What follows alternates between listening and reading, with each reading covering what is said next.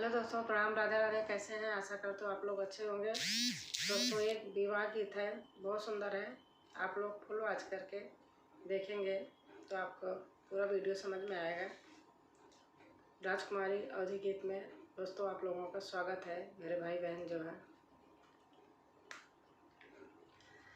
इंद्र से सुंदर बादल गरजाई, बादल से सुंदर घामाजी। इंद्र से सुंदर बादल गरजाई, बादल से सुंदर घामाजी। दरस से सुंदर दुल्हे कावने रामा, अर्पण बिना ओठवा सुखाई जी। दरस से सुंदर दुल्हे कावने रामा, अर्पण बिना ओठ कुमिलाई जी।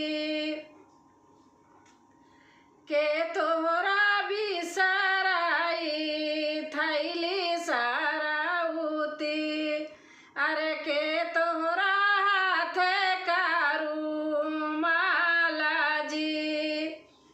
के तोहरा बिसराई थैली सराउती, अरे के तोहरे हाथ कारू माला जी। नहीं मोरे बिसराई थैली सराउती, अरे नहीं मोरे हाथ कारू माला जी। नहीं मोरे बिसराई थैली सराउती, अरे नहीं मोरे हाथ कारू माला जी। हमरा त बिसरे ना बाबा हो कावने रामा, हमरे गाले का सिंगार जी। हमरा त बिसरे ना बाबा हो कावने रामा,